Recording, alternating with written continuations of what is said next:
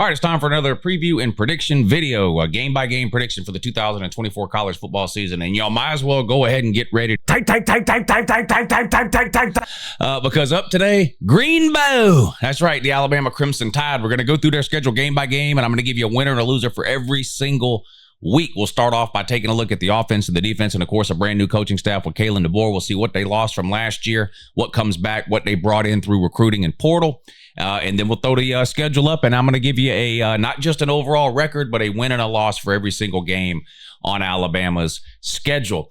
Shout out to a lot of people over on the Patreon page who requested me to do this Alabama preview and prediction video. You know, every day when I sit down to do these prediction videos, and I've done about 20 of them now, there's a playlist called 2024 Predictions. You can click on that playlist, and it'll bring up a list of all the teams I've done so far in case you're curious about what I might think of some of the other teams this season heading into 2024. But several of you requested that I do the Alabama prediction video. So big shout out to all of y'all for helping to support the channel over there on the Patreon page. I really, really appreciate it. There's a link in the description of the video if you want to go check the Patreon page out. The college football season is right around the corner. And of course, I live stream games every Saturday over on the Patreon channel or the Patreon page during the season. We have a really good time over there. Make sure you check it out. Link in the description for the Patreon page. All right, here we go. Alabama 2024. Of course, the big storyline for Alabama, Saban out, Kalen DeBoer in. Nick Saban, for my money, the greatest college football coach of all time. It is hard to debate anything in different eras, right? So you try to say, like, you know, for example, is 2019 LSU better than some random team that won the national title in the 1970s or something? And it can be hard to debate that. I guess coaches can be the same way. If there's, you know, I guess there's some arguments to be made for some coaches from 40, 50, 60, 70 years ago. But, you know, to me, Nick Saban, the greatest college football coach of all time, definitely the greatest college football coach in my lifetime. He retires, he steps down. He's still kind of hanging around the program, has an office there, sort of part-time back and forth between his retirement home in Florida and sort of helping the transition to the Kalen DeBoer era there at Bama. And I think the Kalen DeBoer era was a good hire. There was a lot of trolling, a lot of kind of back and forth when the hire was made. I think it was a legitimate concern to have on the outside looking in, bringing DeBoer in. The recruiting angle, so far he's hit that out of the park. Now, this isn't a recruiting video. I'm not going to get into that, but Alabama seemingly has not missed a beat in terms of recruiting. Now, you know, Nick Saban had something like 14 number one classes in the last 17 years or whatever it was. Will DeBoer repeat that? You know, probably not, but he's got a top 2 or 3 class right now. And as long as he continues to do that from a talent perspective, Alabama is going to be every bit as good as they were under Nick Saban. So haven't skipped a beat there in terms of recruiting. DeBoer has had a lot of success at every level that he has coached at. Specifically, Washington is what people have paid attention to. That's where he's been the last couple of years. Of course, undefeated regular season for them last year, and then beating Oregon for the second time in the Pac-12 title game, earning a trip to the college football playoff where they defeated Texas in the first round before losing, of course, to Michigan in the national title game. So Kalen DeBoer has got the pedigree, he's got the resume, he's got the background. We're going to find out this year and over the next couple of years how all of that plays at Alabama and in the SEC. But to anybody that kind of thought Alabama might just disappear or fall off the face of the earth when Saban retired and that it didn't matter who they brought in, might be a little bit disappointed. Do I think DeBoer or anyone else can live up to the sort of Nick Saban bar? No. Do I think Kalen DeBoer is going to win 5 national titles in the next 10 years, which is something Saban accomplished at Bama? What did he win? 6 and 12 or whatever it was? I don't think DeBoer or anybody for that matter is likely to ever do that again. Doesn't mean DeBoer is a bad coach. He inherits, obviously, a really good situation at Alabama with all of the built-in advantages that you could possibly need as a head coach in terms of money and administrative buy-in and coaching salaries and access to recruits and all of that kind of thing. And I think he's going to do okay there. How good? Well, at the end of this video, I'll tell you how good I think he's going to do this season. All right, all new staff, like I mentioned, new offensive coordinator, new defensive coordinator. We'll get into some of that in a second, but let's start with the offensive side of the ball, then we'll move to the defensive side of the ball before getting to the schedule. All right, when you look at the offense, to me, there's kind of 2 things you start with, and that's Kalen DeBoer and his offense, and then Jalen Milroe and his skill set, and how does that fit into what we have seen Kalen DeBoer do in the past? And this is a question that I've asked openly over the course of the offseason when it comes to Alabama this year under Kalen DeBoer with Jalen Milroe at QB. Jalen Milroe had a pretty good season last year, but he's way better scrambling and using his legs and things like that than he is a thrower. I don't think there's even any Alabama fans that would classify Jalen Milroe as sort of an elite passer of the football, right? He's not Michael Penix. Can he improve that part of his game under Kalen DeBoer? I think he probably can. Here's another thing to remember about what we saw last year from Jalen Milroe versus this year. It was his first year as a starter. I mean, lots of players get better from their first year to their second year, right?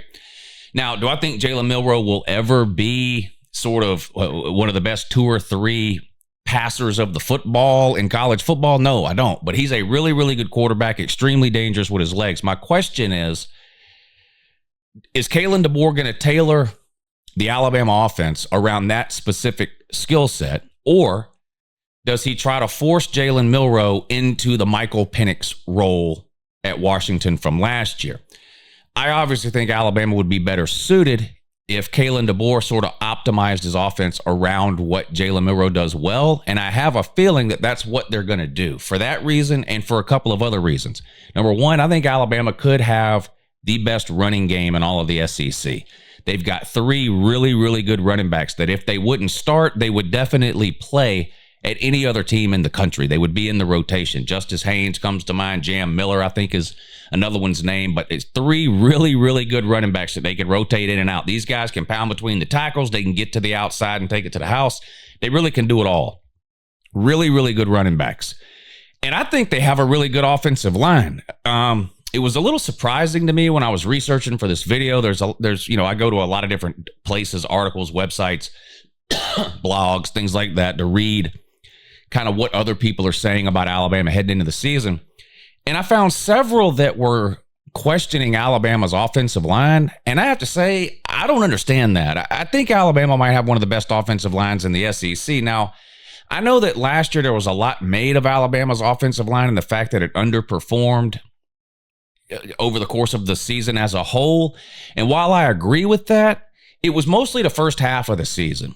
This time last year, everybody was talking that Alabama's going to have the best line in football, offensive line in football. And then over the first 5 or 6 weeks, look, the offensive line didn't play well. They didn't gel, or it didn't work well together. Whatever it wasn't great.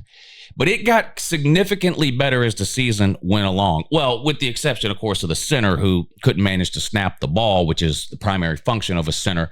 But the 2 biggest issues with Alabama's offensive line last year were inexperience, which, of course, they gained over the course of the season, and a center who couldn't snap the ball, and he's gone. He's transferred out. So they've got a new center. A lot of the other pieces are back.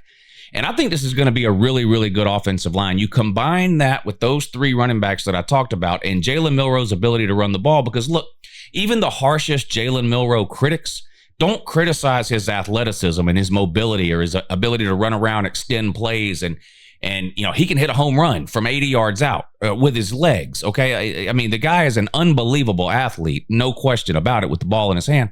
You combine all of those things, and I think Alabama could have one of the best running games in the country, never mind just the SEC.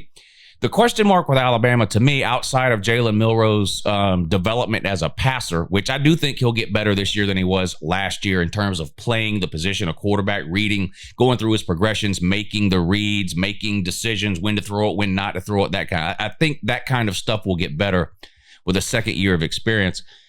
The biggest question I have about Alabama is really the same question I've had about them for the last couple of years, which is their wide receivers. The days of Alabama lining up and sending, Devontae Smith and Jerry Jeudy and Jalen Waddle and Jamison Williams and these guys out at wide receiver, those days are over for whatever reason, whether it's because they've missed in the recruitment at that position or whether they just haven't recruited quite at that level that they did 4 or 5 years back to stack that room with those guys.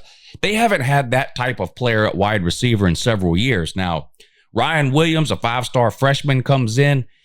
Normally, at a place like Alabama that signs so many 5-stars and just stacks elite classes on top of each other, you would look at a kid like Ryan Williams and go, that's a future superstar. Might not play a whole lot his freshman year because he's just buried on the depth chart, but eventually this guy is going to be really, really good. Well, he might be really, really good immediately because there's just no standout sort of true star at the wide receiver position for Alabama. They do bring a kid in from Washington that is familiar with Kalen DeBoer in that offense, Jeremy Bernard, and I think he'll do okay just because familiarity with the offense alone. But the Ryan Williams kid, I think, is going to play early and often. I think he'll play a lot, and it could turn out that he's already the best wide receiver on that team. So I'm not knocking Alabama's wide receivers. They're not poverty level, obviously, or anything like that. They're only, let's say a good way to put Alabama's wide receiver room right now is only down in comparison to what it was 3, 4, 5 years ago when they had that run from basically 2017 to 2021 or so, where they just had an unbelievable string of first and second round wide receivers, like I just named: Henry Ruggs, Jalen Waddle, Devontae Smith, who won a Heisman, Jamison Williams. I mean, on and on, Mechie, all those guys. They don't have that. That's not to say that they don't have any wide receivers that are any good at all that can catch the ball, but if the bar for wide receivers at Bama was here 3, 4, 5 years ago, it's somewhere below that now. So I think Ryan Williams could have a really big year, even though he's a true freshman. Now you look over on the defensive side of the ball, and I have more concerns or questions about Alabama defensively than I do offensively. For starters, they just lost a ton off of that defense. And again, I know they recruited an extremely high level, but a brand new coaching staff, and not only that, a brand new scheme as well. Nick Saban used to run a more traditional sort of base 4-3-3-4 type defense. They're switching that around now to the 4-2-5 that's becoming really, really popular. And Alabama has ran some 4-2-5 in the past, but it just wasn't their base defense. And I found a couple of quotes that the new defensive coordinator, the guy they got from South Alabama, Kane Womack, has met with Saban multiple times to get sort of Saban's input on where the existing players would fit in best in this new 4-2-5 scheme that they're running. So I don't think Alabama defensively is going to fall off a cliff. However, they lost 2 corners to the NFL. They lost 2 elite pass rushers to the NFL. They lost the best safety in the country, Caleb Downs, to the transfer portal. And they just have a lot of parts and pieces to replace. You have to remember, this is a team, Alabama, that lost 40 players off of last year's team. That's almost half the scholarship players that were on Alabama's team last year are now gone, either because of graduation, NFL draft, or portal. 40. And you can tell me that a lot of those players maybe didn't start last year. Okay, that's fine. But they would have started this year. It's sort of, that's the progression at Bama. A lot of those players just chose to leave with the coaching staff, with Saban leaving, things like that. And it just seems to affect the defensive side of the ball, at least in my mind, a little bit more than it did the offensive side of the ball. And also, Kalen DeBoer is an offensive guy, right? Saban was a defensive guy. You sort of never had to worry about the Alabama defense. It was just like, are they going to be the best defense in the country, or are they only going to be top 5 defense in the country? That's probably going to be the situation with Alabama's offense going forward. Is it going to be the best offense in the country, or is it just going to be a top 5 offense in the country? It's never going to be bad.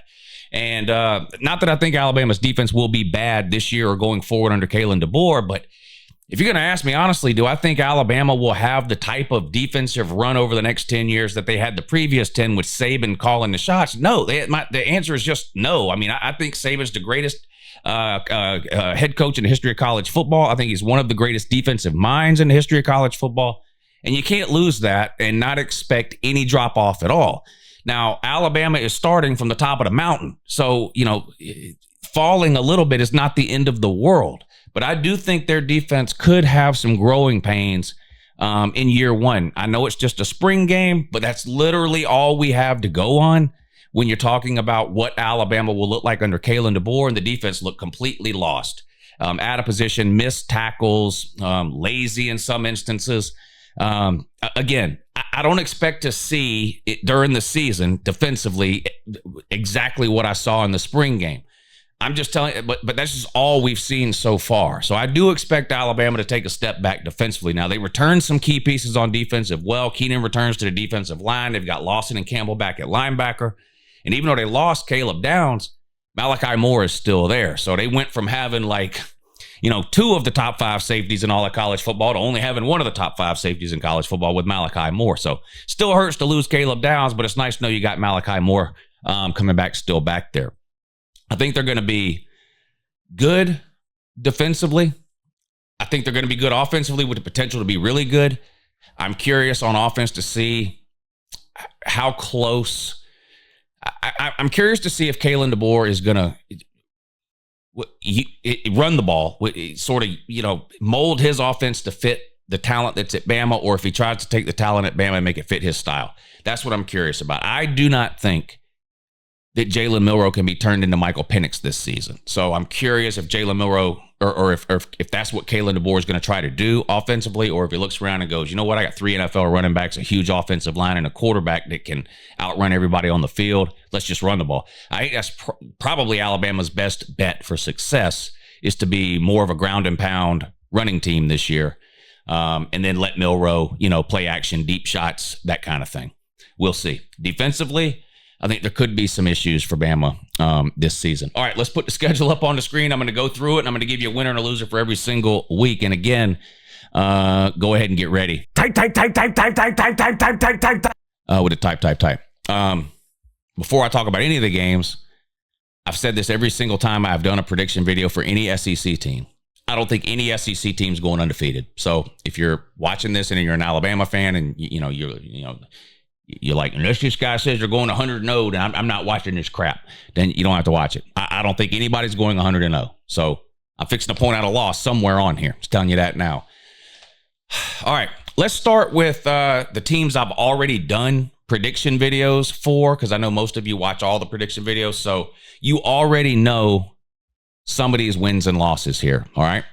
I have done a prediction video. Let's just start with the first game, and I'll stop when I get to a team I've already done. I've done South Carolina already. All right. You can see they play South Carolina there about halfway through the year. It's a home game for Bama. Bama will beat South Carolina. South Carolina's down bad. I mean, they're with the Florida, Vandy, Mississippi State crowd. It's not going to be a good season. Throw Arkansas in there too. Not going to be good. Beamer could find himself on the hot seat. They're not going into Tuscaloosa and winning. Bama will beat South Carolina. If you want more thoughts on that game, go watch the South Carolina video. I talk in more detail about it there. The very next week, on the road at Tennessee, a big game for Alabama every year. The whole third Saturday in October deal, the cigar game, it's a rivalry game, right? The last time Bama played in Tennessee, they lost in that unbelievable, whatever it was, 52-50 or whatever the final score that thing ended up being. Bama missed a field goal at the end. Tennessee made a field goal at the end, game over. Unbelievable back and forth type of just shootout of a game. Again, I've already done the Tennessee version of this video. I think Bama beats Tennessee. I like Tennessee. I think they're headed in the right direction. In fact, spoiler alert, if you haven't seen the Tennessee video yet, I have Tennessee at 10-2, a probable playoff team at 10-2. I have them with losses only to Bama and Georgia. That's it. Now, in order for Tennessee to reach that expectation, Nico's going to have a really good year. So we'll see if that happens. He's a first-year starter. I don't think Nico is beating Bama year one. We'll see. Could be wrong. It's a tough place to play. I think it'll be a great game. Sort of giving Bama some benefit of the doubt there. I think they go into Neyland and get a big win on the road at Tennessee. The next week, Missouri. Tough back-to-back games here. You're talking about probably 2 top 10 teams. And before you start to shit on Missouri, when I say top 10, I'm talking ranking. Do I think that Missouri is one of the best 10 teams in the country? No, I don't. But look at their schedule. They're likely to be undefeated when this game is played. Okay, so they're going to be ranked in the top 10. Got to go on the road, play Tennessee, come back home, play Missouri. Again, I've done the Missouri video. I think you beat them. So far, no losses. On the road at LSU. I've done the LSU version of this video. I am down on LSU this year. Their win total sitting at 9 or 9.5. I don't understand it at all. They had one of the worst defenses I've ever seen LSU have last year. And I can't see what they've done to improve it at all. They brought some new coaches in, but it's mostly the same players because they missed on every single portal player defensively that they went after. On top of that, they're going from Jaden Daniels to Nussmeier offensively. I just don't see it for LSU. So similar to the Tennessee game, it's a road game. That's tough. We all know that's tough. I think Alabama finds a way to get that win there.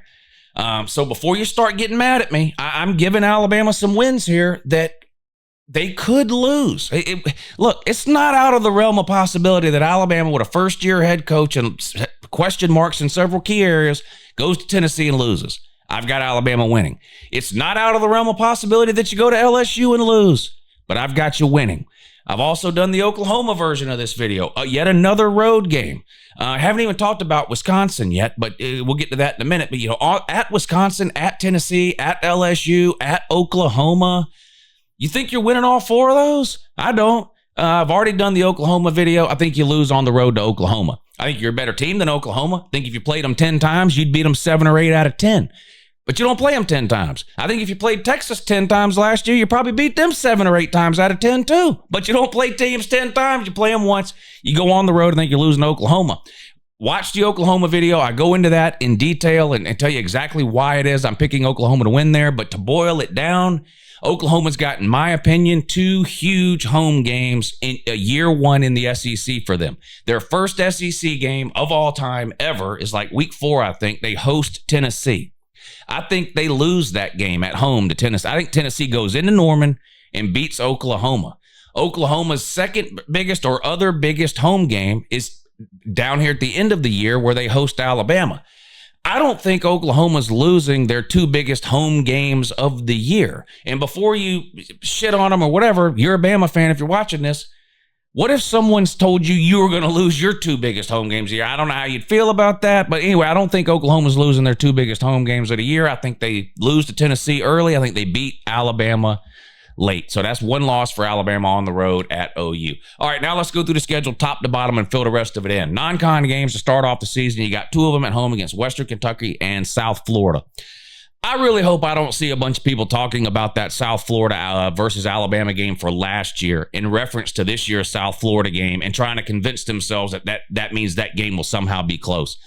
The Alabama versus South Florida game last year was the biggest aberration of Nick Saban's entire career, period. I don't know what happened. I mean, I understand the quarterback situation, and there's 2 or 3 different versions of the story about why Milroe didn't play in that game. And of course, it was raining and all this kind of thing, and the media was just shitting all over Bama and what was going on there. And so I don't know what happened there. But I talked earlier about if teams played 10 times and this team beating them 7 out of 10 or whatever. You play South Florida 100 times, you're beating them 100 out of 100. I don't know what happened last year. It's got no effect on this year. You will beat the soul out of Western Kentucky in week 1, and you'll do the same in week 2 at home against South Florida. Now it gets a little bit trickier on the road at Wisconsin. Now, Wisconsin does not have the talent that Bama's got, but their coach does know what he's doing. Let's not forget, he's got just as many trips to the playoffs. Luke Fickell, I'm talking about, the coach of Wisconsin, has just as many trips to the playoffs as Kalen DeBoer does. 1. Luke Fickell did it at a group of 5 teams. Cincinnati had them undefeated a couple of years in a row, actually. Made it to the playoffs the second year. That first year, they ended up, they didn't make the playoffs. They played Georgia in the Peach Bowl, I believe it was, and Georgia beat them. That next year, they went undefeated again and got rewarded with a playoff berth where, of course, they promptly lost to Alabama. So Luke Fickell's 0-1 versus Bama, but you got to travel up there, unfamiliar environment. This is a game that a lot of people are looking forward to because you always hear, the Big Ten, the SEC won't go up and play the Big Ten teams and blah, blah, blah, blah, blah.